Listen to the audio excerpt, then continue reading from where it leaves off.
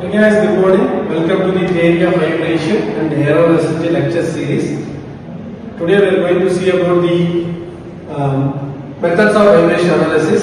In the last class we have discussed about one method, that is the energy method of finding equation of motion for the vibrating system. Today we are going to see the two methods. One is Newton's law method and another one is derive principle. By using spring mass damping system, we are going to find out the equation of motion. So let us take spring mass system for this Newton's law method. So stiffness of the spring is K, the mass is M. With this, the free body diagram for this is M into G. After the initial disturbance is given, the mass gets M into G. That is the weight of this element. Due to the stiffness, we are getting K into deflection. By applying this X force, we are getting mx double dot and kx. Based on the Newton's law, Newton's second law, F is equal to ma. So for this oscillating spring mass system, the restoring force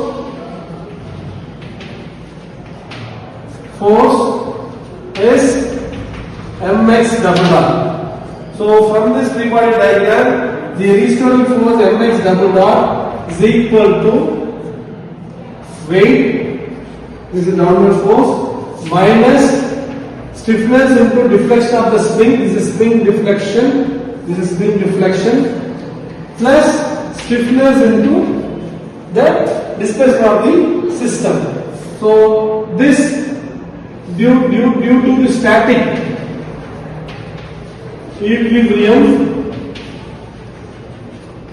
this W is equal to K delta S. So this equation mx double dot is equal to, this is a minus is equal to minus kx. So we are getting the equation of motion mx double dot plus x is equal to 0 for the spring mass damping system, by using the Newton's law method. From this mx double dot plus k is equal to 0, we can also find out the natural frequency of this system. So we let us consider x equal to a sine omega t. So we will get x dot equal to a cos omega t and omega, this t will get omega, x double dot equal to a omega sine omega t, this t will get omega, and this constant get minus, right? So substituting this x value here and x double dot here, we are getting m minus a omega square sine omega t plus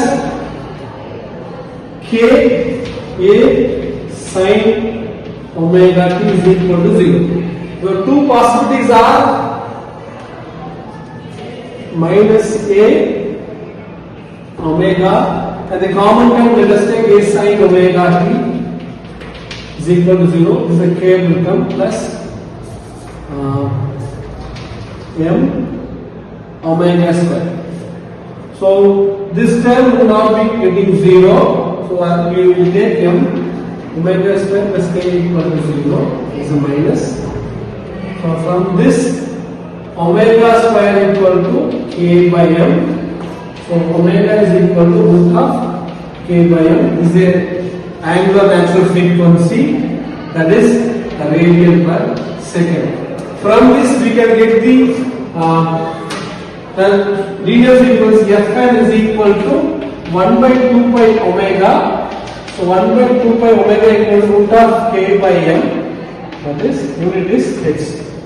So this is the linear natural frequency for the spring mass system by using Newton's law method.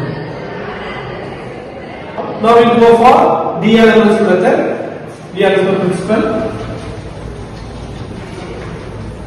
So derive method for spring mass system. spring mass system. So DLMS is saying that if the system is not in static equilibrium due to virtue of applied acceleration, this acceleration is equal to the inertia force which is applied to the moving mass at the center of gravity. So it will be equal. So based on the DLMS principle, this mass, the free body diagram, this is due to Kx due to the stiffness. The restoring force which is acting at the CG, that is mx double dot.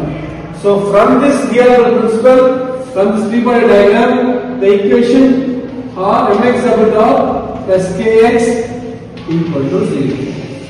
So here also we are getting the same equation of motion similar to Newton's law as well as the energy method. We can also get the frequency same value root of k by m radian per second.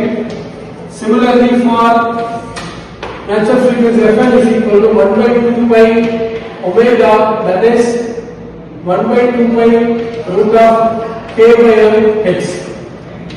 So this is how this DLMS principle help us to get the equation of motion for the vibrating system and finding the natural frequency. Thank you.